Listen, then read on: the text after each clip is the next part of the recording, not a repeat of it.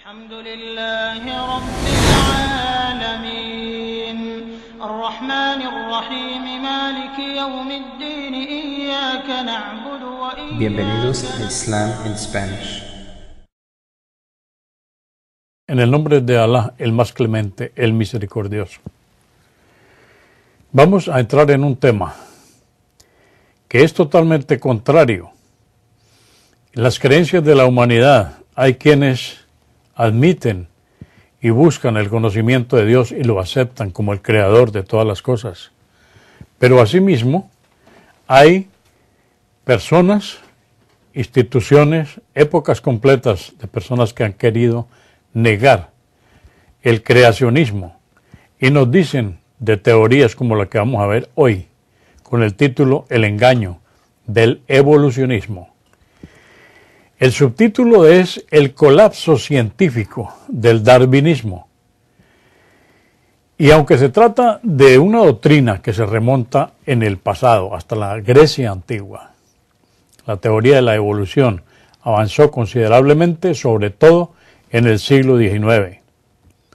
El trabajo más importante que hizo que esta teoría se convirtiera en el tema principal del mundo científico fue el libro de Charles Darwin titulado El origen de las especies. Fue publicado en el año 1859.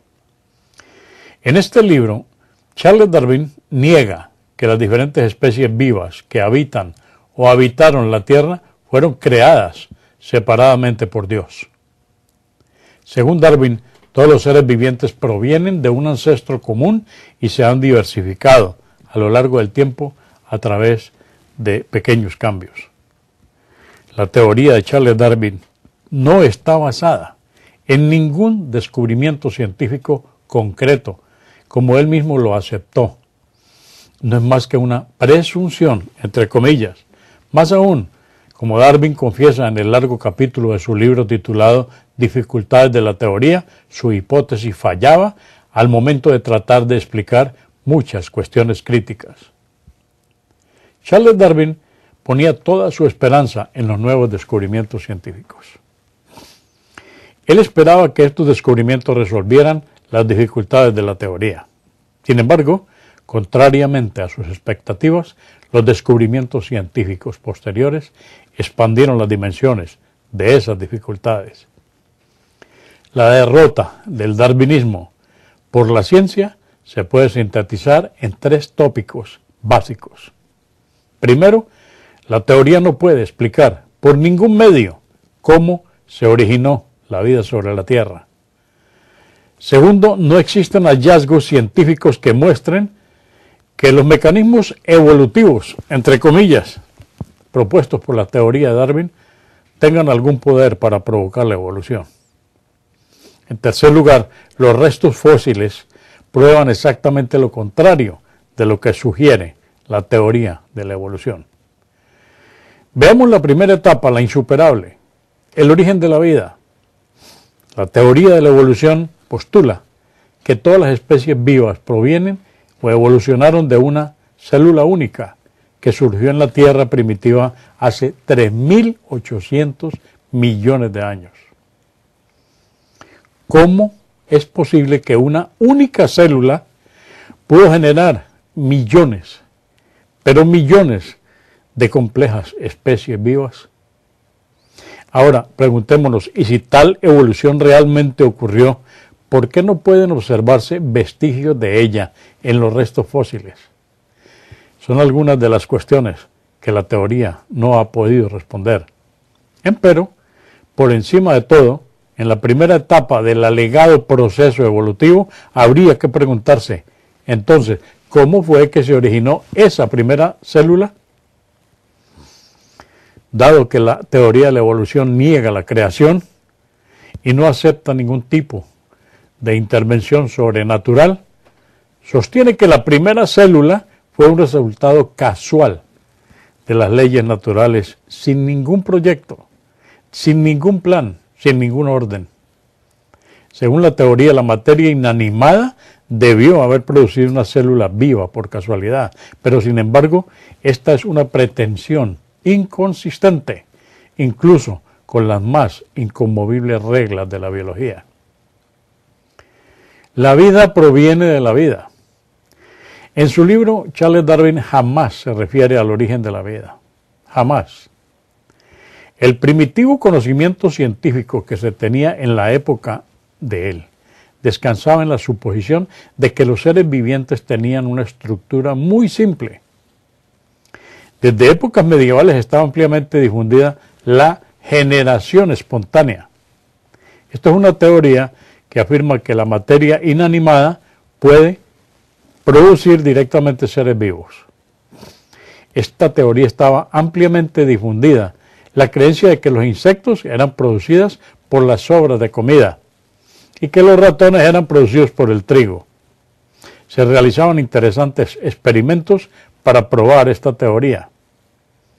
Se colocaba algo de trigo sobre una pieza sucia de tela y se creía que de ellos se originarían ratones pasado cierto tiempo.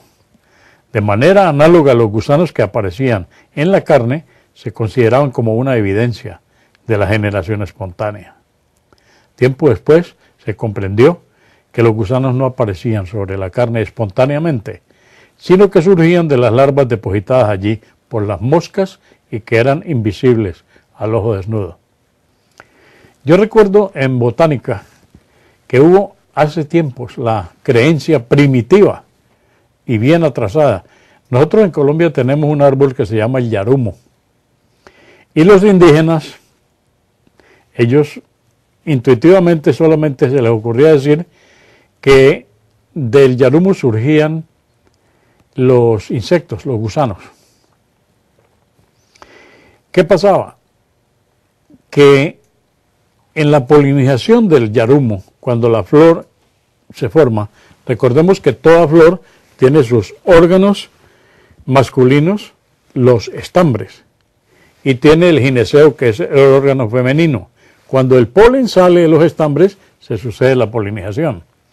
Hay un momento en que determinados insectos, ya mencionamos algún día las abejas, las moscas, otros insectos, que ayudan a la polinización, pero también hay otros que aprovechan este momento para dejar depositar sus huevos, que posteriormente van a ser larvas.